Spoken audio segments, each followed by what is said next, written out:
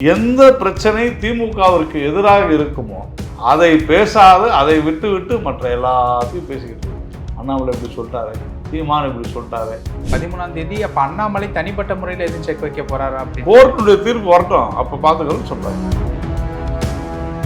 அண்ணாமலை அவர்களுக்கும் செந்தில் பாலாஜி அவர்களுக்கும் ஒரு கருத்து முரண்பாடான விஷயங்கள்லாம் நிறைய இதற்கு முன்னாடி போயிட்டு இருக்கு. ஒரு அப்படியே செந்தில் பாலாஜி ஒரு பெரிய ஒரு உன்னத தியாகி. அமலாக்கத்துறை கைது செய்து 400 நாட்களுக்கு மேலாக நீதித்துறை பிணை மறுத்த நிலையிலும் கூட இன்னைக்கு நாங்கள் பிணை கொடுத்தும் மறுநாளே நீங்கள் அமைச்சராகவும் எப்படி அமைச்சரானீர்கள் என்று கேட்கக்கூடிய ஒரு அளவிற்கு ராகுல் காந்தியே கேட்கிறாரு, என்ன போ விட மாட்டாங்க அப்படின்னு. அந்த மாவட்ட மேஜிஸ்ட்ரேட் உத்தரவிடுறாரு, இங்க யாரும் வரக்கூடாதுன்னு. ஏன் வந்தா வன்முறை வரும். ஏற்கனவே ராகுல் காந்தி சொல்றாருல, மோடியின் நண்பர் அதானின்னு சொல்லுங்க, ஸ்டாலின் நண்பர் அதானி, பினராயி விஜயனுடைய நண்பர் அதானி சொல்லுங்க. 10,000 கோடி இப்பதான் ஒப்பந்தம் போடுறாங்க தெரியுமா? Pinarayi Vijayan communist, the great communist. காலையில இருந்து சாயந்தரம் வரைக்கும் அதானினே புலமினே இருக்கிறாங்கல்ல. அவங்க இந்த பக்கம் அதானி ஒழிகன்பாங்க, அந்த பக்கம் போய் அதானிக்கு ஒப்பந்தம் கொடுப்பாங்க. இதெல்லாம் ஒரு அரசியல், ஒரு கேடுகட்ட அரசியல். இவங்கெல்லாம் ஒரு அரசியல்வாதி. கேள்வி கேட்டா தவிர்த்துட்டு போறாங்க. சமீபத்தில் ஒரு செய்தியாளர் சந்திப்புல தவிர்த்துட்டு அவங்களை கேள்வி பெருசா போடுங்க. அதானி குறித்து கேள்வி கேட்ட போது ஸ்டாலின் மறுத்தார். சொல்லுங்க, நீங்க என்ன வேணாலும் செய்வீங்க, அப்புறமா 10 நாள் கழிச்சு இல்லைன்னு இப்படிதாங்க பண்ணுவாங்க. தமிழகத்திற்கு துரோகம் செய்வது, தமிழக மக்களின் பின்னால் குத்துவது தான் திராவிட மாடல்.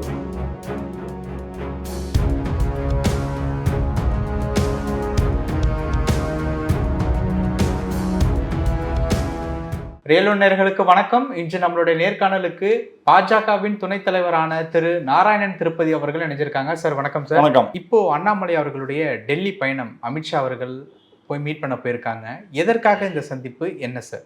சார், டெல்லிக்கு போறதெல்லாம் ஒரு விஷயமாவே நீங்க பேசக்கூடாது. ஒரு கட்சி, அகில இந்திய கட்சியில கட்சி தலைவர்களை சந்திப்பதற்காக டெல்லி செல்வதுன்றது ஒரு வழக்கமான நடைமுறை. அதில் ஒன்றும் பெரிய, உங்களுக்கு மீடியாவுக்கு சொல்ற மாதிரி ஒன்றும் பெரிய விஷயம் இல்லை. இப்போ சந்திப்புக்கு உண்டான விஷயங்கள் என்னென்னா, இப்போ லண்டனில் படிப்பு முடிச்சுட்டு முதல் முறை, அதாவது முடித்ததன் பிறகு முதல் முறை டெல்லி போகிறாரு. ஸோ விசேஷமான ஏதாவது செய்திகள் கிடைக்கும். வரதுக்கு முன்னாடியே டெல்லிக்கு போயிருக்க மாட்டாருன்னு உங்களுக்கு எப்படி தெரியும்?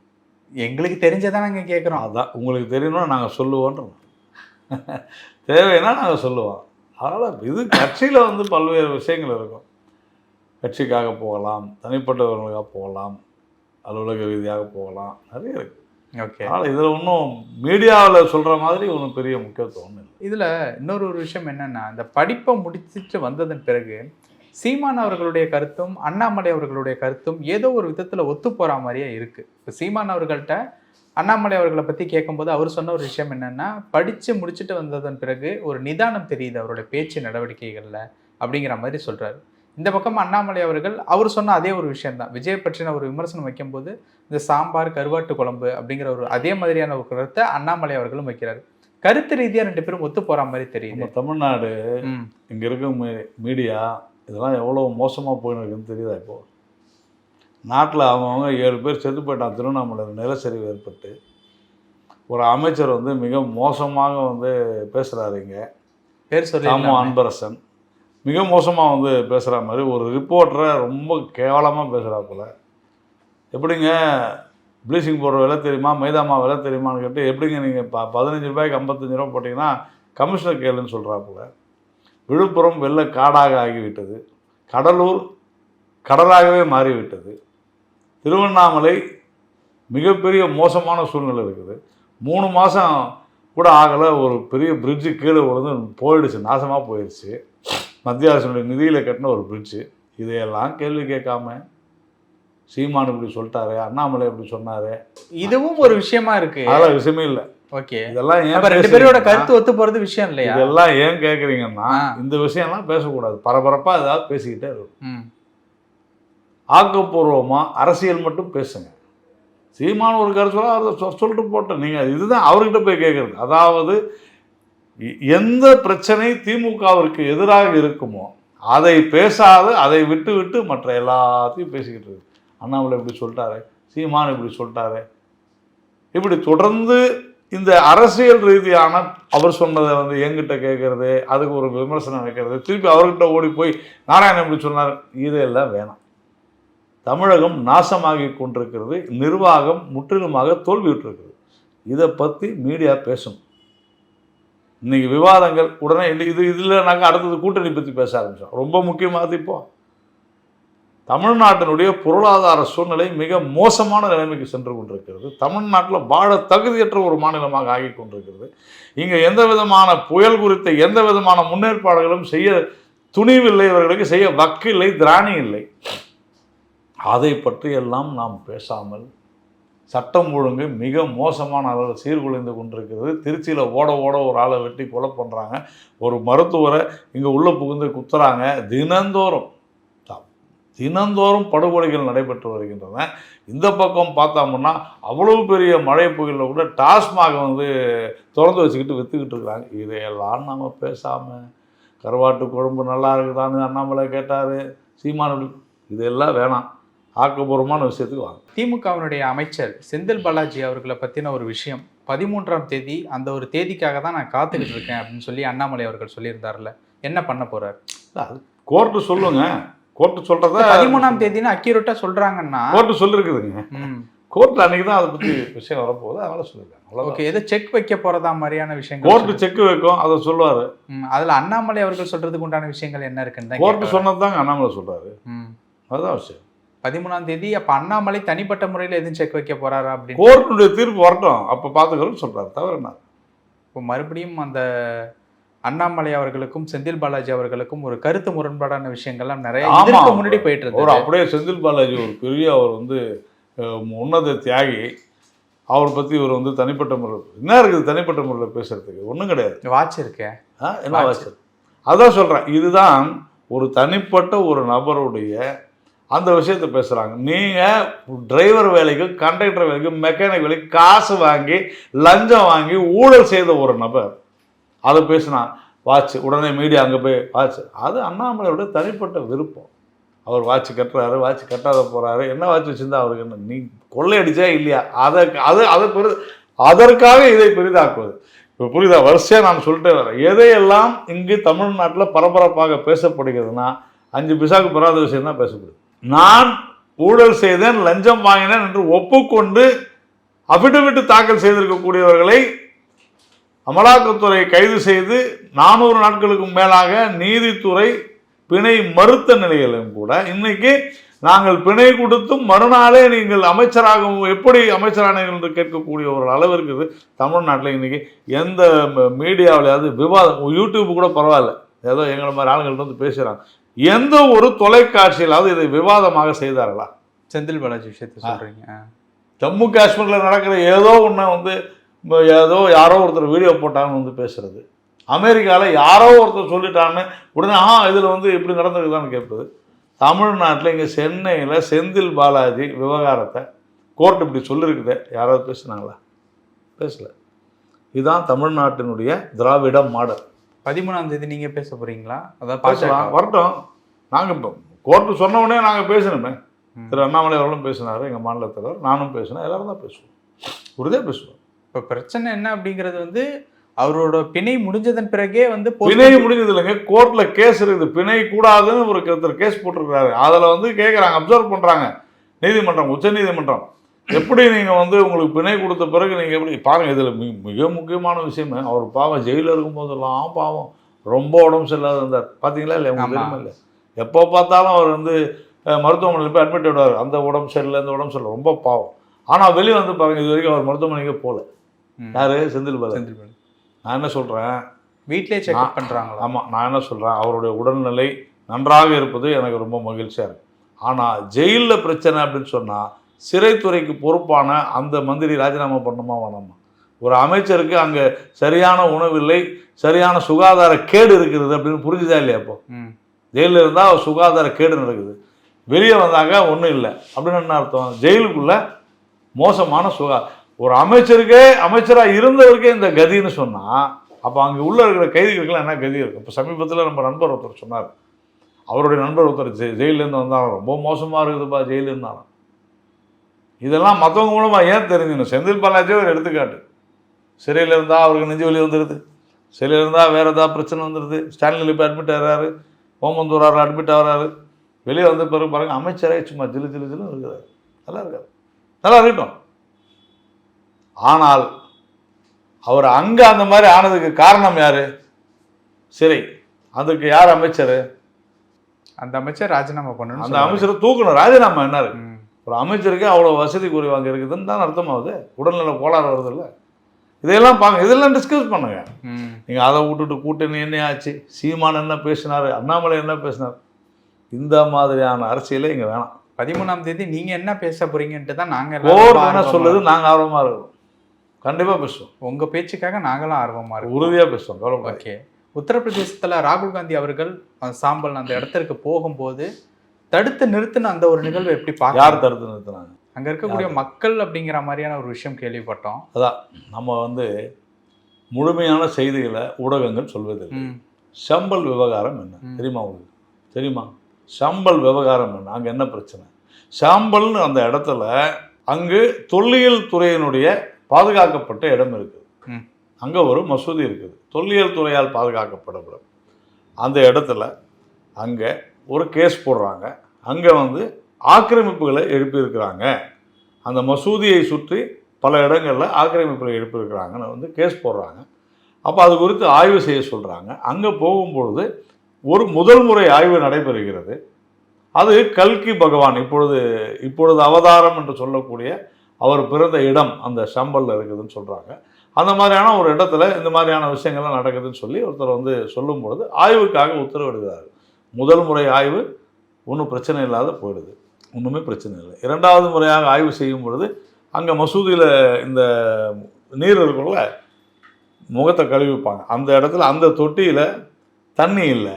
ஆனால் வேண்டுமென்றே சமாஜவாதி கட்சியை சேர்ந்த ஒரு மக்களவை உறுப்பினர், அந்த மக்களவை உறுப்பினர் வேண்டுமென்றே அங்கே இருக்கக்கூடிய மக்களை தூண்டிவிட்டு இதை இடிக்கப் போகிறார்கள்னு சொல்லி பிரச்சனையை கிளப்பி மிக பெரும் வன்முறையை உருவாகுவதற்கு காரணமாக இருக்கிறார். காவல்துறையை அடிக்கிறார்கள். காவல்துறையின் மீது கடுமையான தாக்குதல் நடக்குது. பாதுகாப்புக்காரன் தன்னுடைய தற்காப்பின் காரணமாக அங்கே லட்டி சார்ஜ் பண்ணுறாங்க. அதை மீறி காவல்துறையினர் அடிக்கிறார்கள். அப்போ அங்கே நடக்கிற ஒரு பிரச்சனையில் ஒரு மோதலில் இது இந்து முஸ்லீம் தகராறு இல்லை. அப்போ அங்கே 4 பேர் உயிரிழக்கிறார்கள். இதுதான் விஷயம். இதன் பிறகு ராகுல் காந்தி அங்கே போகணுன்றார். அவர் போகக்கூடாதுன்னு சொல்கிறாங்க. யார்? நீங்கள் கேட்ட கேள்வி அதுதான். யார் சொல்கிறது? மாநில அரசு சொல்ல. ராகுல் காந்தியே கேட்கிறாரு, என்ன போ விட மாட்டாங்க. மாநில அரசு போகக்கூடாது, வரக்கூடாதுன்னு சொல்ல, மத்திய அரசு வரக்கூடாதுன்னு சொல்ல. யார் சொல்கிறாங்க? கோர்ட்டு சொல்லுது. அந்த மாவட்ட மேஜிஸ்ட்ரேட்டு உத்தரவிடுறாரு இங்கே யாரும் வரக்கூடாதுன்னு. ஏன் வந்தால் வன்முறை வரும், ஏற்கனவே தூண்டி விட்டாங்க இண்டி கூட்டணியை சேர்ந்து. அதை சொல்ல மேஜிஸ்ட்ரேட்டு யாரோன்னு சொல்கிறார், நான் சொல்கிறேன். அது இண்டி கூட்டணியினுடைய சமாஜ்வாதி கட்சி உறுப்பினர். ஸோ திட்டம் போட்டு மேலும் வன்முறையை தூண்டுவதற்காக. ஏன்னா ஏன் வன்முறையை இப்போ ஏன் தூண்டணும்? அதை தூண்டினாதான் பாராளுமன்றத்தை நடக்க விடாது செய்யலாம். பாராளுமன்றம் ஏன் நடக்கக்கூடாது? பாராளுமன்றம் என்பது என்ன? மக்கள் நல திட்டங்கள் சென்றடையக்கூடிய பல்வேறு திட்டங்களை வகுக்கக்கூடிய ஒரு இடம், உறுப்பினர்கள் இருக்கக்கூடிய இடம், மக்களுக்காக பல சட்டங்களை நிறைவேற்றக்கூடிய பாராளுமன்றம். மக்களுக்கு பல சட்டங்கள் நிறைவேறனா என்ன ஆகிடும்? மக்களுக்கு நன்மையாகிடும், மக்களுடைய வாழ்வாதாரம் செழிக்கும். நல்ல பல திட்டங்களை கொண்டு வந்தால் நம்முடைய நாடு வளம் பெறும். நாடு வளம் பெற்றால் மக்கள் தெளிவு பெறுவார்கள். காங்கிரஸ் எல்லாம் வேணாம்னு முடிவு பண்ணுறாங்க. அதனால என்ன பண்ணுறாங்க? பாராளுமன்றமே நடக்கக்கூடாது. இதில் அவர் புரியுதா? மத ரீதியாக மதவாதத்தை தூண்டி விட்டு அவங்களுக்காக தான். இல்லை, அவர் கேட்ட ஒரு கேள்வி, எதிர்கட்சியாக இருக்கிற தலைவராக இருக்கிற எனக்கு இதுக்கு கூட உரிமை இல்லையா அப்படின்னு கோர்ட்டில் போய் கேட்க சொல்லுங்கள். நான் தான் சொன்னேன், யார் நிறுத்துனது உங்களை? போய் கேளுங்க. நீதிமன்றத்தை மதிக்க வேண்டாமா? மதிக்கணுமா வேணாமா? வேணும். அப்புறமா அவ்வளோதான். கோர்ட்டு போய் கேட்க சொல்லுங்கள். கேட்க மாட்டாங்க. கேட்டால் என்ன நடக்கும்? அவங்களுக்கு பயம் கோர்ட்டில் போய் கேட்கறதுக்கு. இல்லை, இன்னைக்கு கூட நாடாளுமன்றத்தில் வெளியில் செய்தியாளர் சந்திப்பில் சொன்ன ஒரு விஷயம் அதானியை விசாரிப்பதும் மோடி அவர்களை விசாரிப்பதும் ஒன்று தான். அதனால தான் இந்த மாதிரியான விஷயங்கள். தைரியம் இருந்தா அதானியை விசாரிப்பதும் ஸ்டாலினை விசாரிப்பதும் ஒன்று தான் சொல்லுங்க. கூட்டணியில் இருக்காங்க, அதனால சொல்ல மாட்டாங்க. கரெக்ட், நீங்க சொல்றது ஓகே. அதனால தான் சொல்ல மாட்டாங்க. ஏன்னா இன்னைக்கு ஆர்டிஎஸ் ஸ்கீம்ல அதானிக்கு தான் ஸ்மார்ட் மீட்டரிங் இன்னைக்கு வந்திருக்குது. சரி, அவங்களுக்கு கொடுக்க போறதா ஒரு செய்தி வந்திருக்கு. அது உண்மைனா ராகுல் காந்தி சொல்றாருல்ல மோடியின் நண்பர் அதானின்னு, சொல்லுங்க ஸ்டாலின் நண்பர் அதானி. பினராயி விஜயனுடைய நண்பர் அதானின்னு சொல்லுங்க. 10,000 கோடி இப்போ தான் ஒப்பந்தம் போடுறாங்க, தெரியுமா? அது விழிஞம் போர்ட்டில் மேலும் 10,000 கோடி. யார் சொல்றீங்க? Pinarayi Vijayan, communist, the great communist. காலையிலேருந்து சாயந்தரம் வரைக்கும் அதானினே புலம்பினே இருக்கிறாங்கல்ல. அவங்க இந்த பக்கம் அதானி ஒழிகன்பாங்க, அந்த பக்கம் போய் அதானிக்கு ஒப்பந்தம் கொடுப்பாங்க. இதெல்லாம் ஒரு அரசியல், ஒரு கேடுகட்ட அரசியல். இவங்கெல்லாம் ஒரு அரசியல்வாதி. இந்த நாட்டை துண்டாட நினைத்து போகணும். ஒரு பக்கம் மதவாதத்தை கிளப்புறாங்க, இன்னொரு பக்கம் வேலை வாய்ப்பை கெடுக்கணும், இன்னொரு பக்கம் அதானி மாதிரியான தொழிலதிபர்களை வந்து வேண்டுமென்றே அவங்கள வந்து மட்டம் தட்டுவது. இதே தானே வேலையை தெரிஞ்சுக்கிட்டு இருக்காங்க. காரணம் என்னன்னா, இந்தியா வளர்ந்துடக்கூடாது. இந்தியா வளர்ந்துச்சுன்னா மக்கள் வளர்ந்துருவாங்க. மக்களுக்கு நல்லது நடந்து போச்சுன்னா ஏற்கனவே 3 முறையாக நிராகரிச்சிட்டாங்க. இனிமேல் வரவே முடியாது, ஆயுள் முழுக்க வர முடியாது. இந்த பயம்தான். இதுல அதானி அவர்கள் மற்றும் ஸ்டாலின் அவர்களுடைய சந்திப்பு குறித்து கூடிய சீக்கிரம் தகவல்லாம் வெளிவரும் அப்படின்ட்டு வந்து சொல்றாங்க. அது உண்மையா? வரட்டும், வந்தா நல்லது தானே, சொல்லட்டுமே, இல்லைன்னு சொல்றோம். இல்ல அது உண்மையா அப்படின்னு கேட்க வர. எங்க மாநிலத்தில் சொன்னதானே சொல்றீங்க. வரட்டும், அவர் சொல்லுவார். சொல்ற வரைக்கும் வெயிட் பண்ணுங்க. ஓகே, நான் ஏன் உங்களுக்கு அவர் சொல்ல போறதுக்கு முன்னாலே நான் உங்களுக்கு சொல்லணும்? இல்ல அது அந்த தகவல் உண்மையா அப்படின்ட்டு தான் கேட்கறேன். அவர் சொல்றது அதானியும் இவங்களை சந்திச்சது உண்மைதானே இல்லையா? எல்லாருக்கும் தெரிஞ்சது தானே, மீடியாவில் எல்லாருக்கும் தெரியும். நான் என்ன சொல்றேன், சந்திச்சது தவறே இல்லைங்க. நீங்க அதானியை பத்தி பேசுனீங்கன்னா நாங்க உங்களை பத்தி பேசுவோம். அதை பதில் சொல்லுங்கன்றோம். இப்போ அதானி விவகாரம் என்ன, அமெரிக்காவில் யாரோ ஒரு நிறுவனமோ இல்லை ஏதோ ஒரு அமைப்போ அதானி கையூட்டு கொடுக்க முயற்சித்ததுன்னு சொல்லியிருக்குது. உடனே மோடி பதில் சொல்லு. ஏன் மோடி பதில் சொல்லணும்? ஏன் பதில் சொல்லணும்? பிரதமர் ஏன் பதில் சொல்லணும்? யாருக்கு கொடுத்ததா சொல்கிறாங்க? தமிழ்நாட்டை சேர்ந்த அரசியல்வாதிகள் அதிகாரிகளுக்கு கொடுத்ததா சொல்கிறாங்க. ஆந்திராவை சேர்ந்த அதிகாரிகள், சத்தீஸ்கரை சேர்ந்த அரசியல்வாதிகள், அவங்களாம் கேளுங்க. சத்தீஸ்கரில் நீங்கள் முதலமைச்சராக இருந்த காங்கிரஸ் முதல்வர் போய் கேளுங்க, ஜெகன்மோகன் ரெட்டி கேளுங்க, ஏன் இங்கே இருக்கிற ஸ்டாலின் கேளுங்க. ஏன் இங்கெல்லாம் பதில் சொல்ல மாட்டாங்களா? பதில் கேள்வி கேட்டா தவிர்த்துட்டு போறாங்க. சமீபத்தில் ஒரு செய்தியாளர் சந்திப்புல தவிர்த்துட்டு அவங்களை கேள்வி பெருசா போடுங்க. அதானி குறித்து கேள்வி கேட்ட போது ஸ்டாலின் மறுத்தார் சொல்லுங்க. ஏன் போட மாட்டேன்றீங்க? அதை விட்டுட்டு பிரியாணி வேணுமா, என்ன சொன்னீங்க, கருவாட்டு குழம்பா, இதெல்லாம் ஒரு பேச்சா? அதை தான் சொல்றேன், தேவையில்லாத பேசக்கூடாது. தமிழ்நாட்டில் இப்போ தான் நடக்குது. இன்னும் கொஞ்ச நாள் போச்சுன்னா பாருங்க, நீங்க சொன்னதை கூட சில தொலைக்காட்சியில் தலைப்பா போடுவோம். திமுக கூட்டணியில் இருக்கக்கூடிய விடுதலை சிறுத்தைகள் ஆதவ் அர்ஜுனா அவர்கள் வந்து சமீபத்தில் பேசும்போது இடைத்தேர்தலில் காட்டக்கூடிய ஒரு வேகத்தை ஏன் நிவாரண பணிகளில் காட்டுறதில்லை அப்படிங்கிற மாதிரியான ஒரு விஷயத்த வந்து சொல்லியிருந்தாங்க. இப்போ நீங்கள் சொன்னீங்க இல்லையா, கடலூர் திருவண்ணாமலை வெள்ளப்பெருக்கு நிகழ்வை பற்றி திருமாவளவன் அவர்களே இன்னும் வெளியில் எங்கேயும் அவ்வளவா பேசலை. ஆனால் அந்த கட்சியினுடைய துணை பொதுச் செயலாளராக இருக்கக்கூடிய ஆதவ் அர்ஜுனா இந்த அளவுக்கு வெளிப்படையாக பேசுறது அப்படிங்கிற ஒரு நிகழ்வு திருமாவளவன் சொல்லி தான் பேசுறாரு. ஆனால் திருமாவளவன் பேசலையே, தேவையில்லையே. தேவையில்லை. அவர் கட்சியினுடைய அமைப்பு பொதுச் செயலாளர், ஒரு பொறுப்பில் துணை பொதுச் செயலாளர். அவர் பேசினா திருமாவளவன் பேசினா ஒன்று தான். அப்போ திருமாவளவனுடைய அவங்க கூட்டணியில் பல பிரச்சனை இதுதாங்க செய்யுது. நீங்கள் வந்து கம்யூனிஸ்ட் ஆகட்டும் இல்லை காங்கிரஸ் ஆகட்டும் தொடர்ந்து அதான இது பண்ணிட்டு இருக்கிறாங்க. அந்த மாதிரியான ஒரு பிரச்சனை தான் இப்போ நாளைக்கு நடக்கக்கூடிய அந்த புத்தக வெளியீட்டு விழாவில் திருமாவளவன் கலந்துக்காம இருக்கிறதா? அவர் சார், திருமாவளவன் ஒரு புத்தக விழாவில் கலந்துக்காதான் நான் ஏங்க பதில் சொல்லணும்? அதெல்லாம் அவங்களோட விருப்பம். இல்லை, இப்போ முதல்ல கலந்துக்கிற மாதிரி இருந்தால் அதெல்லாம் அங்கே போய் பேசணுங்க. திருமாவளவன் ஒரு விழாவில் கலங்காததெல்லாம் நான் விமர்சனம் பண்ண முடியுமா? நான் வந்து ஒரு தேசிய கட்சியினுடைய ஒரு மாநில துணைத் தலைவர். ஓகே, நான் ஒரு சிலருடைய தனிப்பட்ட விஷயங்களை அவங்க கலந்து பார்க்கல, இதுக்கெல்லாம் நான் கருத்து சொல்ல வேண்டிய அவசியம். ஆதவ் அர்ஜுனா அவர்களுடைய ட்விட்டர் பக்கத்தில் பார்த்தீங்க அப்படின்னா, தனி மனிதனுக்கு உணவில்லை என்றில் ஜகத்தினை அழித்திடுவோம் அப்படிங்கிற மாதிரியான ஒரு ட்வீட் வந்து போட்டிருக்காரு. லிட்டரலாக அந்த ட்வீட்டை பார்க்கும்போது கூட்டணி ரிலேட்டபிளான விஷயங்களை பற்றி பேசுகிற மாதிரி இருக்கு. கூட்டணியில எங்களுக்கு சரிங்க. நான் என்ன சொல்கிறேன், நான் வந்து அவங்களுடைய இந்திய கூட்டணியில் நான் இல்லை. அதெல்லாம் அவங்கள தான் போய் கேட்கணும். நான் ஏன் அதுக்கெல்லாம் பேசுவோம்? கூட்டணி இருந்தா என்ன, இல்லைன்னா நமக்கு என்ன இருக்குது? ஒன்றும் கிடையாது. தொடர்ந்து முரண்பாடான ஒரு கருத்துக்கள் வர்றப்ப தான் கேட்குறேன். அவங்க கூட்டணி இதை 1000 இருக்குங்க. நான் ஏன் அதெல்லாம் போய் பேசணும்? அந்த கூட்டணி வந்து தொடர்ந்து ஒரு விஷயம் நான் சொல்ல முடியும், அந்த கூட்டணி தமிழகத்திற்கு கேடு விளைவிக்கக்கூடிய கூட்டணி. இந்தியா கூட்டணி, இந்தி கூட்டணி. இந்தியா இல்லை, அது எப்படி இந்தியான்றது? இந்த கடைசியில் ஏ இருக்குது, அதுக்கு இப்போ என்ன பேர்? அலைன்ஸ். அப்புறமா ஓகே, இந்தி கூட்டணியா? என்ன சார், சரி, அவங்க தான் இந்தியான்றாங்க, அது எப்படி இந்தியா வரும்?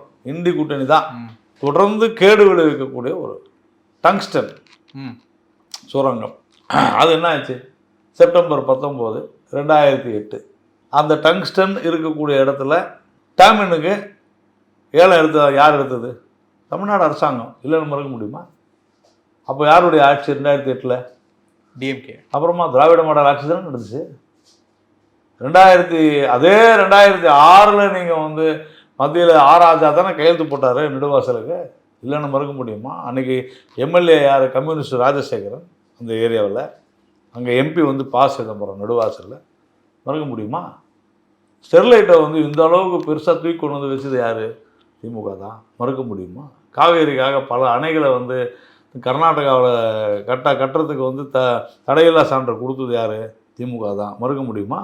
ரோட்டில் மெயில் கல்லில் வந்து ஹிந்தியில் எழுதணும்னு உத்தரவு போட்டது யார்? டிஆர் பாலு. மறுக்க முடியுமா? நீங்கள் என்ன வேணாலும் செய்வீங்க, அப்புறமா 10 நாள் கழிச்சு இல்லைன்னுங்க.